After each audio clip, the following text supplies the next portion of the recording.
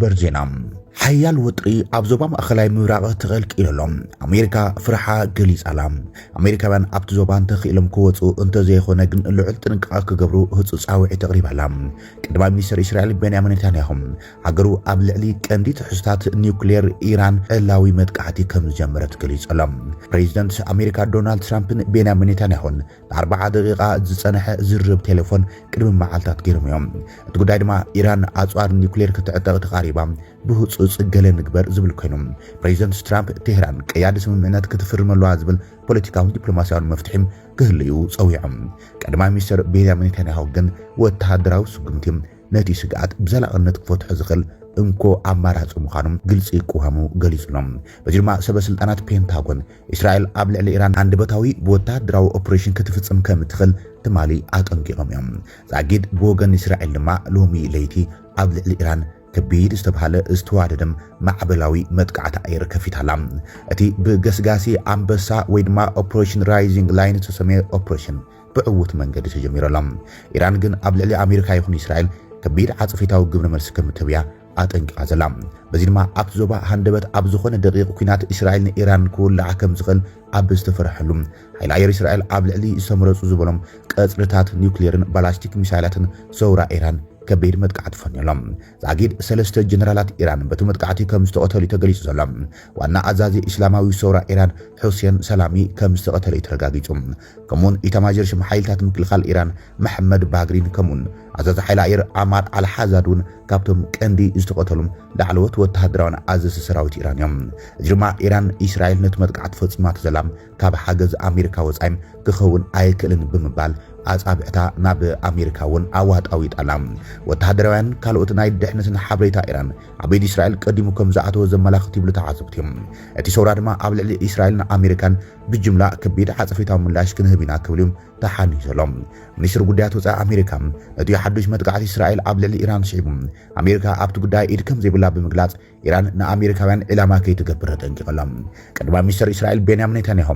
ሙለይቲ ኣብ ዝሃቦ ጋዜጣዊ መግለጺ እስራኤል ኒውክሌሳዊ ሆሎኮስት ክፍጽማ ኣይትፈቅድን እያ ነዚ ድማ ኣብ ልዕሊ ቀንዲ ትሕዝቶታት ምምዕባል ኒውክሌር ኢራን ስጉምቲ ምውሳድ ጀሚራላ ኢሉ ኣውጅዮም ብልካዊ ስርዓት ኣያቶላ ኢራን ዝሓለፉ 46 ዓመታት እስራኤል ናይ ምጥፋእ ፕሮጀክት እናሰርሐ ከም ዝመጸ ኣብ መወዳእታ ድማ ንዝሓለፉ 3 ዓመታት 10,000 ኒውክሌር ክሽከሙ ዝኽእሉ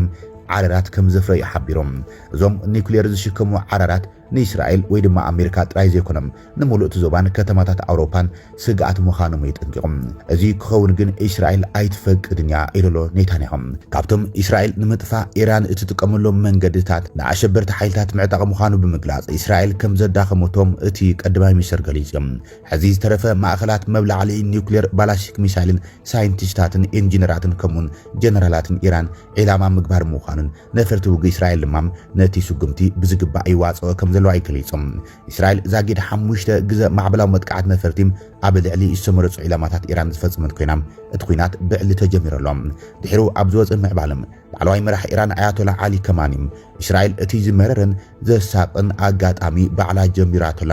ዋጋ ክትኸፍለልያ ክብል ተሓኒሎም እዚ ድማ ኢራን ድሮ ኣብ ልዕሊ እስራኤል 100 ድሮናት ተኩሳላ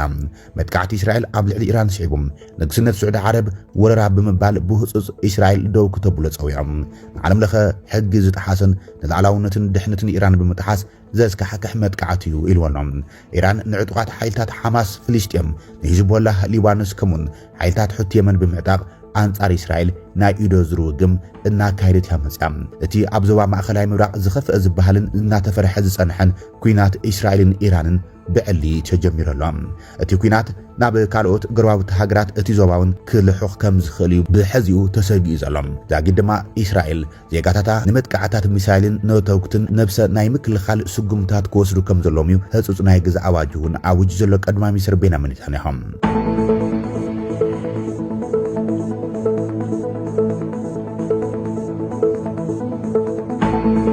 ናብ ካልኦት ዜናታት ክንሰግር ከለና ድማ ክቡራት ተኸታተልትና